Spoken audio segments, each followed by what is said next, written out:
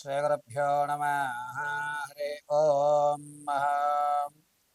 आपदामपहर्तारं दातारं सर्वसम्पदां लोकाभिरामं श्रीरामं भूयो भूयो नमाम्यहम्। सर्वमङ्गलमाङ्गल्ये शिवे सर्वार्थसाधके शरण्ये त्र्यम्बके देवी नारायणी नमोस्तुते। అందరికీ కూడా శ్రీ విశ్వవసునామ సంవత్సరంలో మే నెల 16వ తారీఖు తదనంతరం నుంచి కూడా రాహు కేతు యొక్క స్థానాలు అనేటువంటివి మారడం జరుగుతూ ఉంటాయి. ఇందులో అసలు నవగ్రహాల్లో అత్యంతమైనటువంటి విగ్రహాలుగా ఈ రాహుకేతువుల్ని చెప్పడం అనేది జరుగుతూ ఉంటుంది. రాహువు కేతువు సంచారాలు మారడం వల్ల అకాల సర్ప దోషాలు కానీ లేదా వివాహం ఆలస్యం అవడం కానీ ఇటువంటి వ్యవస్థలన్నీ కూడా నెరవేరుతూ ఉంటాయి.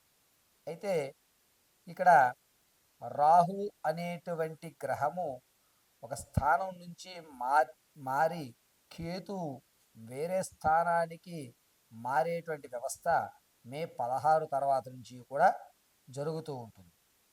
ఈ రాహుకేతువులు ఇరువురు కూడా సర్పానికి సంబంధించిన వ్యవస్థ నడపడము, జ్ఞానానికి అదేవిధంగా నరాలకి వెన్నుముకలో ఉన్నటువంటి అత్యంత సున్నితమైనటువంటి నర వ్యవస్థకి సంబంధించిన గ్రహాలుగా శాస్త్రయుక్తంలో చెప్పబడుతుంది.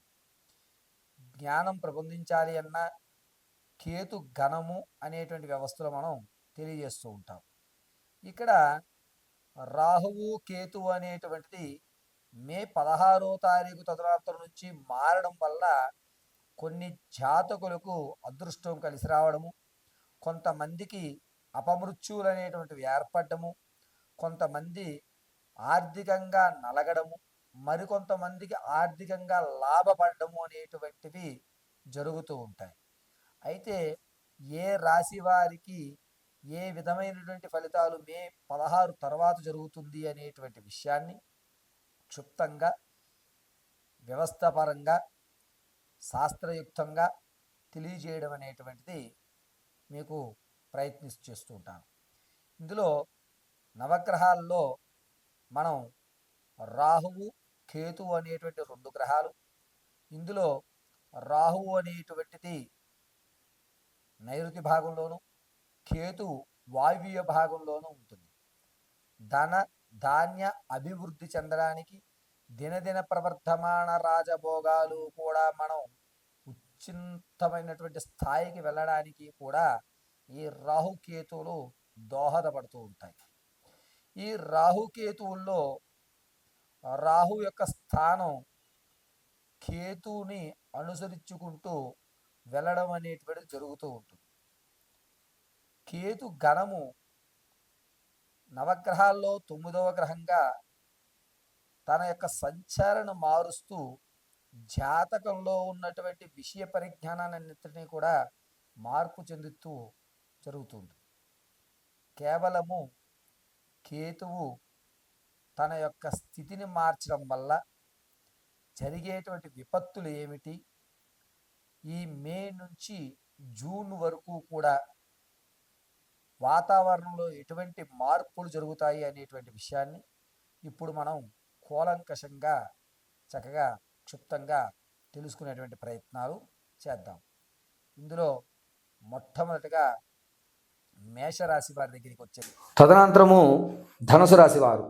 ధనుసు రాశి వారికి మే 16వ తారీఖు నుంచి రాహుకేతులు సంచరించడం వల్ల విదేశీ ప్రయాణాలు ఏదైతే ఉన్నాయో, ఎవరైతే యుఎస్ఏ యూకే అక్కడికి వెళ్దాం అనుకుంటున్నారో వారికి మంచి అవకాశాలు ఏర్పడతాయి ఖచ్చితంగా. అయితే విద్యార్థులు మాత్రం కాస్త ఇబ్బందులు పడేటువంటి అవకాశం ఉంటుంది. ఇక గర్భిణీ స్త్రీలు, రాజకీయ నాయకులు, సినీ రంగం ఉన్నవారు, కళా పరిశ్రమల్లో నమ్ముకున్నటువంటి వారికి మంచి అవకాశం ఏర్పడుతుందని చెప్పచ్చు. ఇక విదేశానికి వెళ్ళి అక్కడ ఉద్యోగంలో మీకు ఎవరైతే దోహదం చేద్దాం అనుకుంటున్నారో వారు పూర్తి సహకారాన్ని మీకు అందిస్తూ ఉంటారు. ఈ ధనుసు రాశి వారు మే 16 తెల్లవారుజామున 5 గంటల నుంచి కూడా 8 లోపు లలితా సహస్రనామ పారాయణ చేసి తెల్లటి పుష్పాలు అమ్మవారి ఫోటో దగ్గర కానీ లేదా ఏదన్నా దేవాలయంలో కానీ తెల్లటి పుష్పాలు అమ్మవారికి సమర్పించి అక్కడ ఉన్నటువంటి కుంకుమని కాస్త తెచ్చుకుని ఆ కుంకుమని మీరు తాగేటువంటి నీళ్ళల్లో లైట్గా ఇంత చిటికడు కలిపి దాన్ని స్వీకరించడం వల్ల మీ యొక్క మనోవాంఛన పరిపూర్తి అవుతుంది. ఇప్పుడు అమెరికా వెళ్ళాలి, ఇబ్బందులు కలుగుతున్నాయి, లేదా నేను ఎన్నోసార్లు ప్రయత్నం చేశాను, నా ప్రయత్నం కుదరట్లేదు గురుగారు అనుకున్నవారు ధనుసు రాశి వారు 4:30 ఖచ్చితంగా ఇంట్లో దీపారాధన చేసుకుని 5 గంటలకల్లా దేవాలయానికి వెళ్ళి అమ్మవారి దగ్గర లలితా సహస్రనామం చదివి ఒక 10 రూపాయలు మల్లెలు కానీ లేదా తెల్లటి పుష్పాలు కానీ అమ్మవారి పాదాలు సమర్పించి అమ్మవారి పాదాల దగ్గర నుంచి చిటికడు కుంకుమ తెచ్చుకుని నీళ్లు కలుపుకొని ఆ నీళ్ళ బాటిల్ని మాత్రం మీరు ఆ రోజు పూర్తిగా తాగేయాలి. ఇలా ప్రతి ఆదివారము చెయ్యాలి. ఈ పని ఆదివారం ధనుసు రాశి వారు చెయ్యగలిగితే మీ స్థితిగతి మొత్తం రెండూ కూడా మారి మీకు మంచి అవకాశాలు అనేటువంటివి మే 16 నుంచి జూన్ 16 వరకు కూడా మంచి వ్యవస్థలు అనేటువంటివి ఏర్పడతాయి. గర్భిణీ స్త్రీలకు ఎటువంటి ఇబ్బందులు కలగవు, చక్కటి సంతానాలను అనేటువంటిది ఏర్పరచుకుంటుంటారు. వివాహం ఎవరికైతే కావట్లేదో వారు ధనుసు రాశి వారికి వివాహం అయ్యేటువంటి అవకాశం ఎక్కువగా కనబడుతుంది. ఈ యొక్క ధనుసు రాశిలో ఉన్నటువంటి వారు వివాహ యోగ్యానికి అధికారం పొందేటువంటి అవకాశం కలుగుతుంది. రాజకీయ నాయకులకు మీకు గుర్తింపు వస్తుంది, కానీ దానికి తగ్గ పదవి అనేటువంటిది అందుకునేటువంటి అవకాశం ఉండదు. వీడు మనవాడే, వీడికి ఈ పోస్ట్ ఇవ్వచ్చు, వీడిని లిస్టులో పెట్టండి అనేటువంటి అవకాశం ధనుసు రాశి వారి వ్యవస్థలో నడుస్తూ ఉంటుంది. రాహుకేతువుల దగ్గరికి వచ్చేసరికి ఏమవుతుంది అంటే వీరు సంచలనం మారడం వల్ల అవకాశాలను చూపిస్తారు, దాన్ని పట్టుకునేటువంటి స్థితి అనేటువంటిది మనకి ఏర్పడేటువంటి విషయం. ఈ రాహుకేతులు ఇరువురిని కూడా ధ్యానం చేయడం వల్ల ధనుసు రాశి వారికి మంచి ఫలితాలు ఏర్పడాలి అంటే నిత్యము కూడా అమ్మవారి దగ్గర 11 రోజులు అంటే మే 16 నుంచి ప్రారంభం చేసుకుని ఒక 11 రోజులు ప్రతి నిత్యము 5 గంటలకల్లా అమ్మవారి దగ్గర మీరు ఈ తెల్లటి పుష్పాలు సమర్పించి లలితా సహస్రనామం మీకు చదవడం రాలేదా హెడ్సెట్ పెట్టుకోండి, పూర్తిగా దాన్ని యూట్యూబ్లో వినండి. విన్నంత వరకు కూడా మీ చేతిలో పువ్వులు ఉండాలి. శ్రీమాత్రే నమః, శ్రీ మహాదేవి నమః, శ్రీమాత్రే నమః, శ్రీ మహాదేవి నమః అని నామస్మరణ జరగాలి. పూర్తయిన తర్వాత అమ్మవారి పాదాల దగ్గర నుంచి చిటికొడి తెచ్చుకుని నీళ్ళ వాటర్ బాటిల్లో కలుపుకుని ఆ వాటర్ బాటిల్ కేవలం మీరు మాత్రమే స్వీకరించే విధంగా చూసుకోండి. ధనుసు రాశి వారికి మంచి అవకాశం అనేటువంటిది.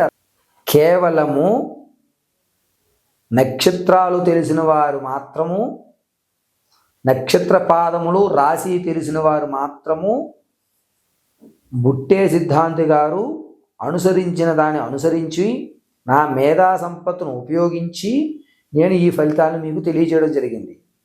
ప్రతి నెల కూడా ఇదే విధంగా రాశి సంచరణ అనేటువంటిది మారుతూ ఉంటుంది. ప్రతి నెల కూడా మన శరీరంలో ఏవైతే మార్పులు రోజు జరుగుతున్నాయో అదేవిధంగా జాతకం అనేటువంటిది ప్రతి నెల కూడా మారేటువంటి అవకాశాలు ఉంటాయి.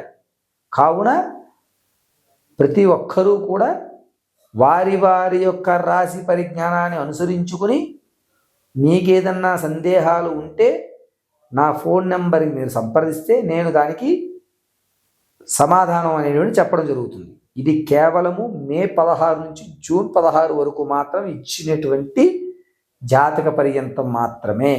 పరమేశ్వర అర్పణమస్తు.